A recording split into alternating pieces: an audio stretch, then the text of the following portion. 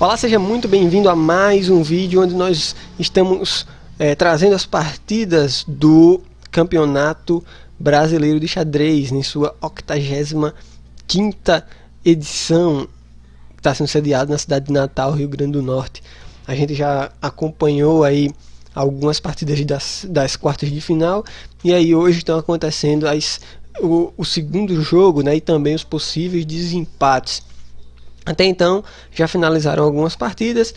Aqui a gente vai acompanhar como foi o desfecho entre o confronto do grande mestre Alexander Fier, né, que foi o campeão brasileiro do ano passado, contra o mestre filho Diogo Duarte Guimarães, ok?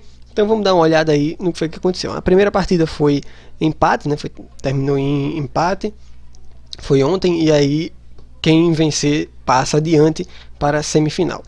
O Fier deu início a partida com D4, Diogo Guimarães responde com D5, depois de C4, C6, temos cavalo F3, cavalo F6, E3, E6, a defesa é a semi-eslava com, né, o seu característico triângulo de peões aqui no centro.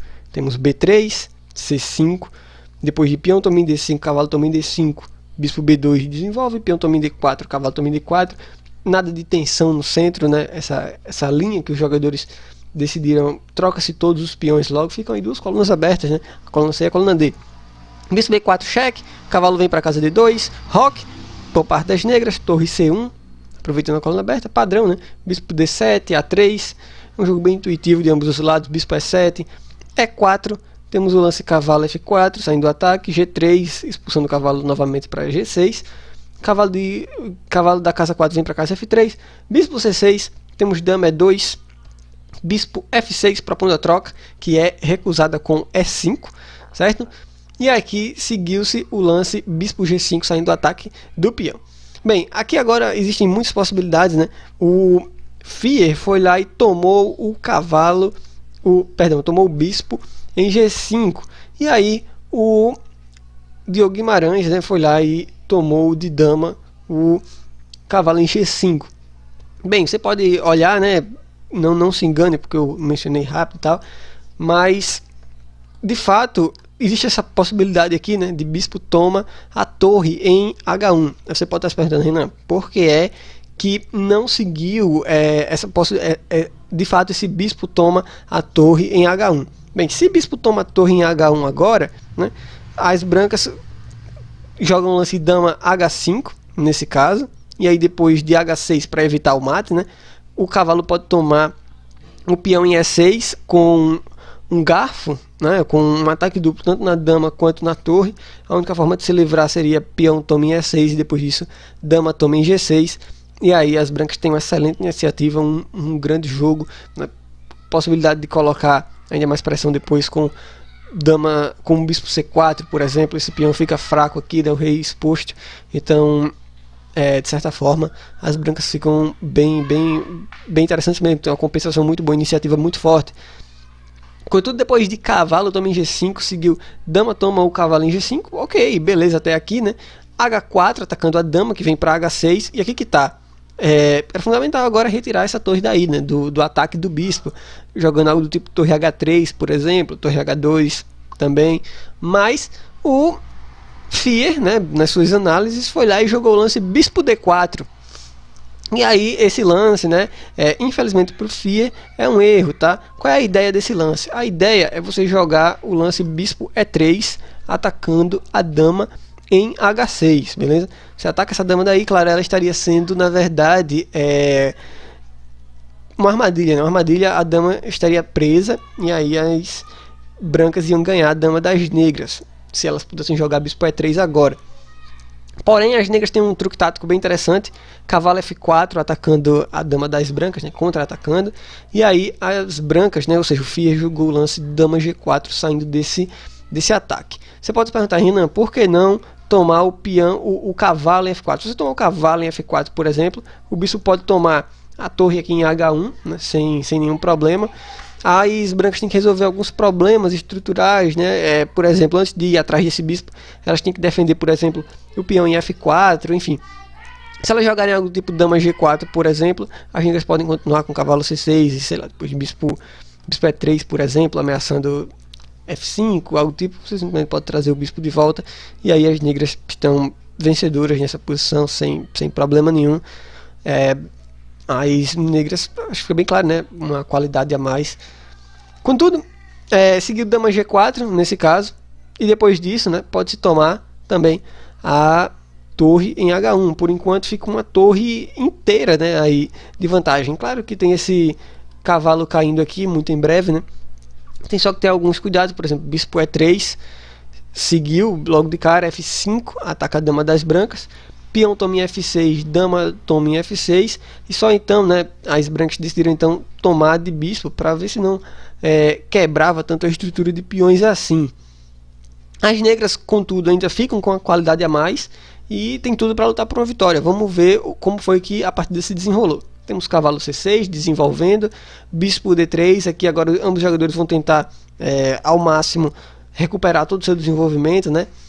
Ok, torre de AD8, aproveitando a coluna aberta, atacando o bispo, né? Dama E2 defende, temos o lance H6, é claro, evitando o lance bispo G5, né? Ganhando a qualidade de volta. Então temos cavalo E4, ataca a dama, bispo toma o cavalo.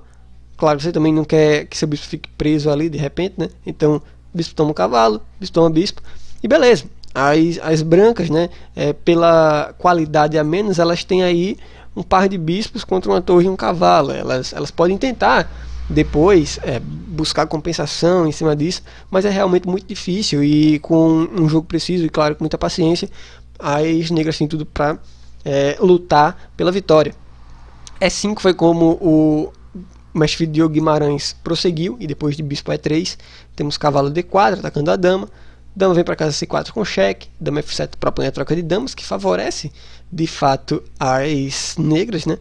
Seguiu aí troca de peões, depois troca de damas, né? Com bispo toma em B7, cavalo toma o peão em B3, apoiado pela dama, dama toma em F7, torre toma em F7, atacando o bispo lá em cima. Torre C8 defende entre aspas, né? Porque agora tem que ter uma troca de torres antes, né? Depois de torre toma em C8, bispo toma em C8. Torre vem para casa E7. Rei E2, ambos os jogadores vão tentar ao máximo ativar suas peças agora nesse final do jogo. Bispo A6, temos torre C7, A4, rei E7, rei F3, ambos os jogadores tentando ativar seus reis nesse final do jogo. Cavalo vem para casa C5, atacando o bispo em A6, bispo B5, saindo desse ataque. Cavalo toma o peão em A4, apoiado justamente pelo fato de que agora, se bispo toma em A4, por exemplo, segue-se torre C4, né, depois de rei F5, a torre pode tomar em A4. Portanto, depois de cavalo toma um peãozinho em A4, seguiu F4. Perceba que agora, né, além da qualidade, as negras têm um peão a mais. Seguiu cavalo C3, atacando o bispo. Peão toma em E5 com cheque, rei E6. Importantíssimo não tomar, né, aqui em E5 por causa de bispo F4 e a torre está caindo lá em cima. Então depois de peão toma em E5 cheque, rei E6, bispo A6, né? Cavalo D5 atacando o bispo ali embaixo, bispo D4, cavalo B4 atacando o bispo em A6, ok?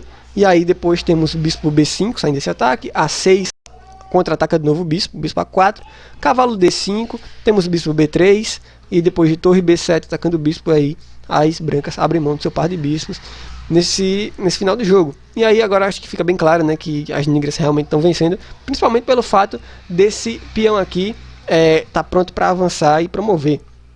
Temos o bispo A1, rei E6, impedindo que esse peão também avance, né, que as brancas tenham esperança de trazer o rei e avançar o peão. Rei H5, A5, rei G6, as negras não querem nem saber dos peões lá do outro lado, né, elas simplesmente querem avançar o peão ao máximo. Claro, o peão em G7 também está protegido pela torre, então as brancas o máximo que podem fazer é avançar os peões, tentar ir de um lado para o outro, mas não adianta muito. As negras vão avançar o máximo seu peão lateral ali, e depois de A2, bispo C3, torre B3 atacando o bispo, bispo A1, torre B1, e aí tem que entregar o bispo depois, né, pelo peão que promove. Então bispo toma em A1, torre toma em A1, rei toma em G7, torre G1, e aí depois de rei toma em H6, final ganha, né? Embora esses sejam 3 peões, mas esse daqui não vai a lugar nenhum, esse daqui também está caindo agora, né?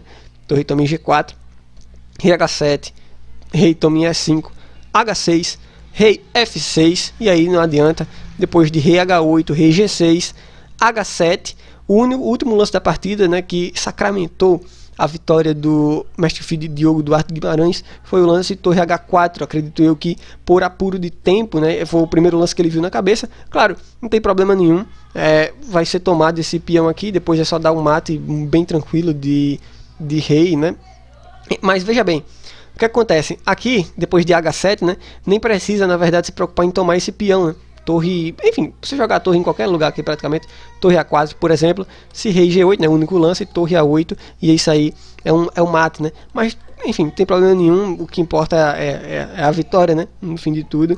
Enfim, acredito que por apuro de tempo, acho que esses últimos lances aqui foram jogados realmente de forma bem rápida, e aí o mestre feed, Diogo Guimarães, de forma brilhante, inclusive, eu acredito, passa adiante para as semifinais, né? E, claro, de forma muito convincente, eu diria, tirando um dos favoritos para o torneio, que é o mestre Alexander Fier, né? O grande mestre Fier, que, coincidíssimo, acho que talvez um dos grandes nomes de xadrez brasileiro hoje em dia, que representa, inclusive, o Brasil no exterior, um dos grandes nomes cotados, né? Inclusive, que venceu ano passado, então, claro, é sempre um favorito, o campeão do ano anterior, e que realmente aí acaba se despedindo desse evento, né?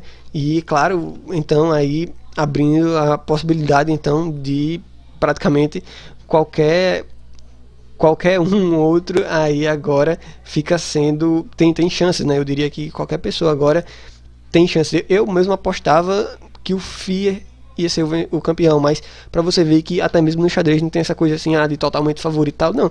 É como no futebol, né? Veja, são 11 pessoas e elas estão ali jogando entre si, mas assim, nenhuma tem nenhuma deficiência, nenhuma tem nada do tipo, né? Então, são 11 jogadores de cada lado, jogadores sãos, então eles estão sempre a possibilidade da chamada zebra, né? Não vou dizer que isso aqui foi uma zebra, porque eu acredito muito na competência. Se o Alexander Fier acabou errando no decorrer da partida, o mestre filho de Diogo Guimarães também tem que ser competente para explorar esse erro, né? Então existe muito disso, mas enfim, acontece essas coisas, né? E claro, há sempre a possibilidade para você ver, né, que nem sempre, só pelo fato de ser um mestre filho ou um grande mestre, que de repente via de regra o grande mestre vencer. E aí só resta desejar os parabéns ao Diogo Duarte Guimarães, né, que passa adiante para a próxima fase e vai enfrentar aí o vencedor ou do Roberto Molina, ou o vencedor do confronto, né, ou Roberto Molina ou o grande mestre Evandro Barbosa, beleza? Já já a gente vai estar analisando mais outras partidas desse confronto, né? Eu conto com a sua companhia desde já. Forte abraço e a gente se vê muito em breve para mais análises, comentários, enfim, opiniões. Até breve, gente. Forte abraço, bons estudos, até já.